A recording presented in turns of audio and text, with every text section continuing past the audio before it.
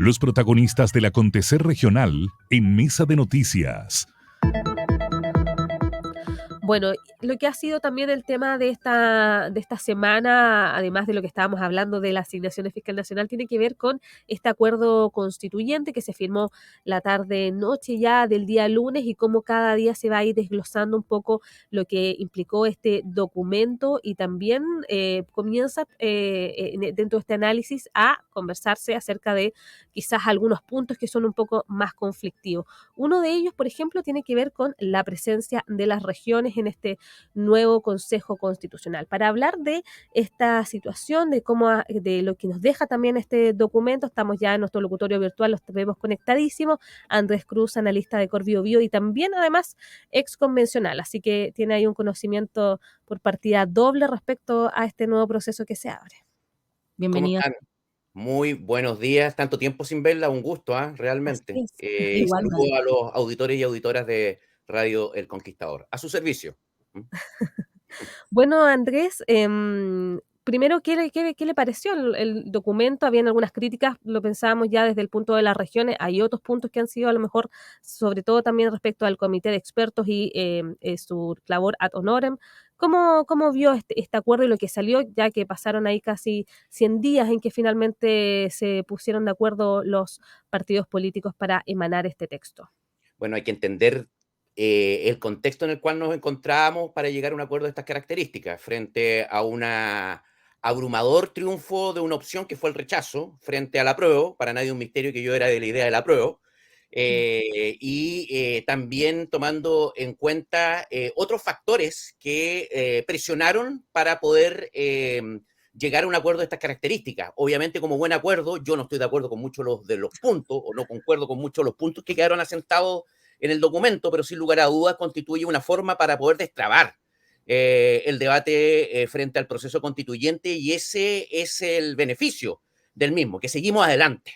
Y ese seguir adelante, de haber fijado fichas para poder dar cuenta de el futuro de la redacción de una nueva Carta Fundamental, que a mí me parece indispensable, creo que constituye un pie que hay que recibir con muy buenas líderes. Y obviamente esto constituye que hay desafíos, hay aspectos que hay que discutir. Yo no estoy de acuerdo, por ejemplo, con aspectos que se haya insistido en la división tripartita del poder, porque es algo que está completamente superado desde el punto de vista de la doctrina y el derecho comparado, pero bueno, se tendrá que debatir y discutir los nombres, lo que se le coloca dentro de estas denominaciones, otro aspecto que va a enriquecer el debate constitucional. Muchos de los puntos ya estaban asentados en la propuesta de nueva Carta Fundamental, y por lo tanto hay que ser cuidadosos en las críticas que se formulan a esta propuesta, y en segundo lugar hay que estar atentos en torno a lo que a mí me parece más delicado, que es qué se va a entender por experto,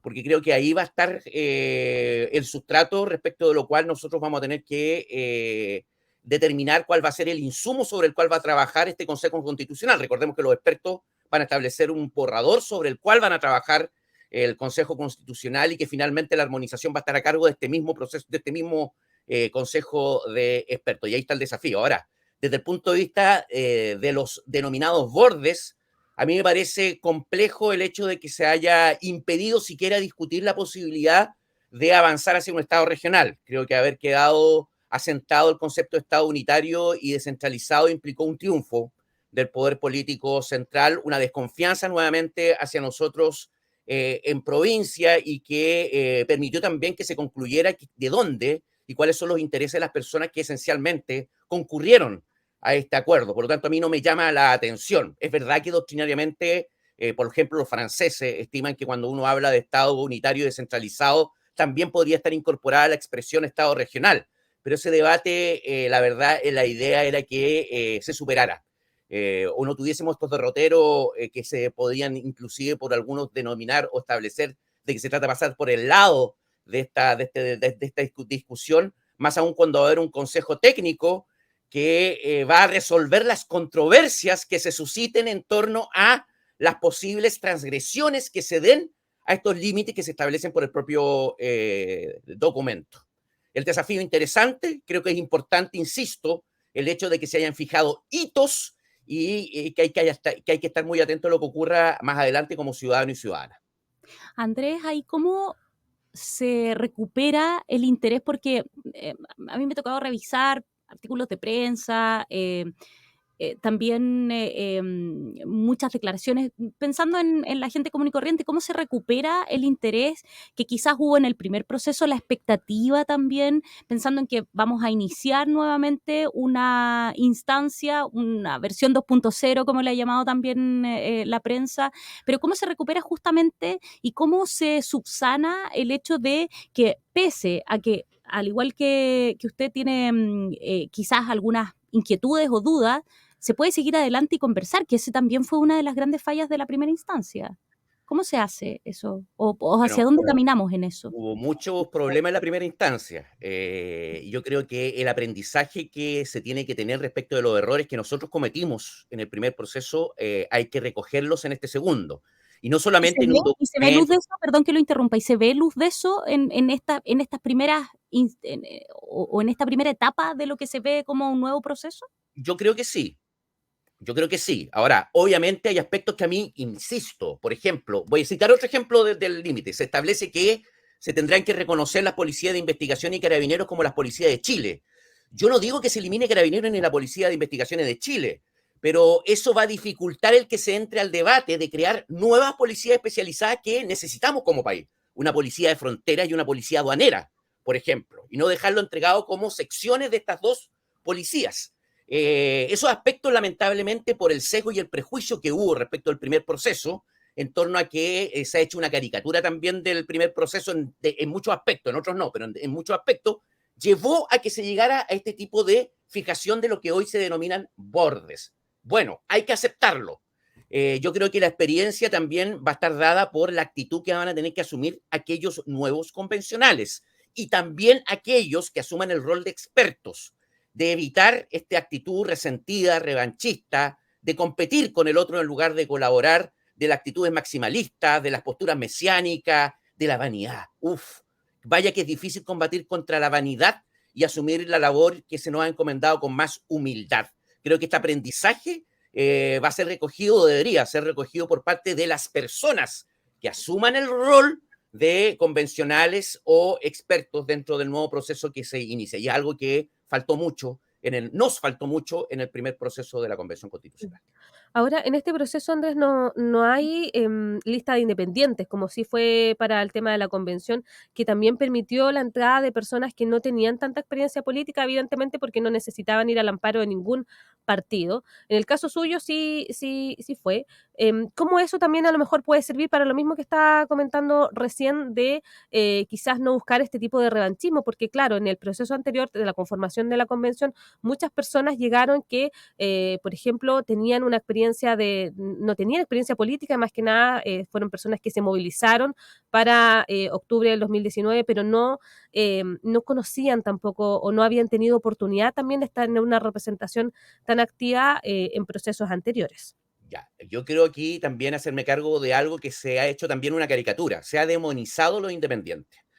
Yo voy a hablar desde lo que yo vi de adentro. ¿Ah? Yo cuando estuve dentro de la Convención Constitucional, es verdad, adscrito a un colectivo que particularmente tuvo el apoyo del Partido Socialista, voy a relativizar esa afirmación, porque hubo muchos independientes que obraron de forma muy responsable, muy disciplinada, que fueron bastante prudentes y templados en la labor que desarrollaban, y yo constaté que hubo muchos militantes de muchos partidos políticos que obraron como el peor de los independientes, como verdaderos caudillos, fueron irresponsables, destemplados, maximalistas y fanáticos.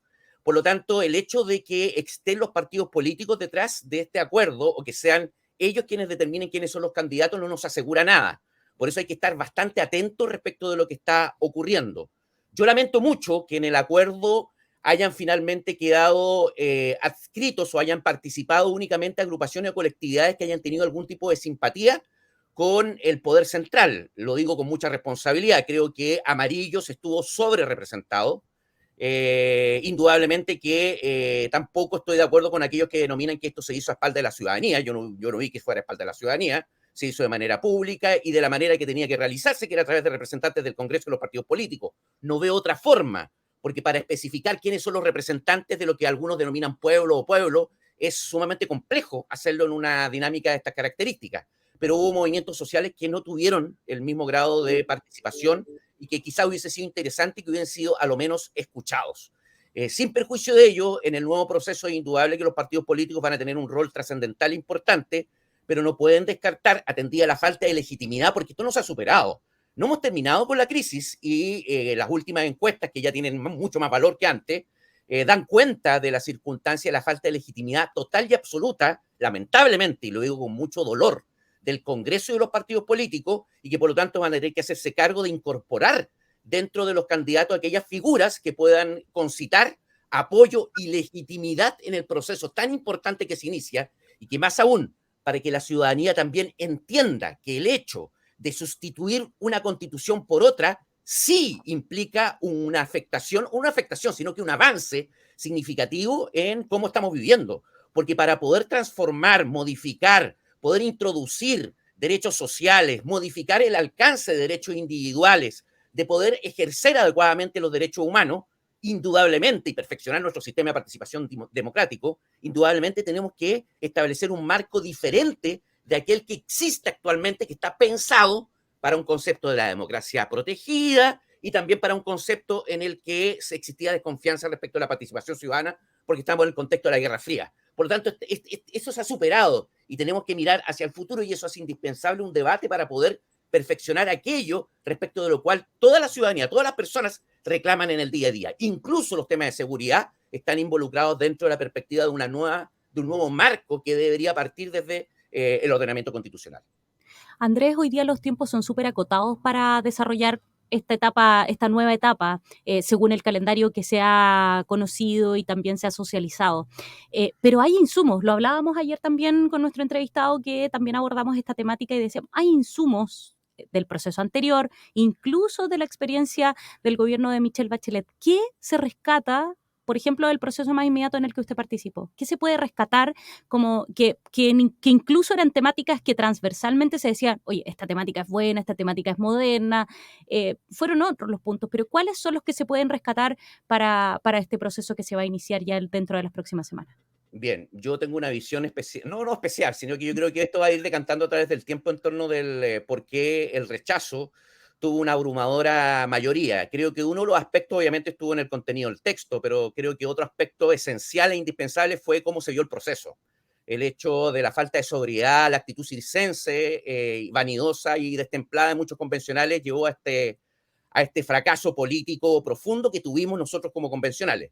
Por lo tanto, el texto creo que recoge ciertos ejes o aspectos que están dentro de la ciudadanía, aspectos como es la igualdad de género en todas sus perspectivas, aspectos que están para superar las discriminaciones que existen en determinadas perspectivas, la profundización de los derechos sociales, la consideración de espacios de participación democrática mucho más amplios que los que actualmente existen, el reconocimiento del medio ambiente como un aspecto que hay que tomar en cuenta para el desarrollo económico, la profundización de los derechos sociales.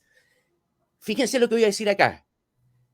En la incorporación del principio de unidad jurisdiccional. Que fíjense ustedes que se incorpora como borde en la propuesta actualmente.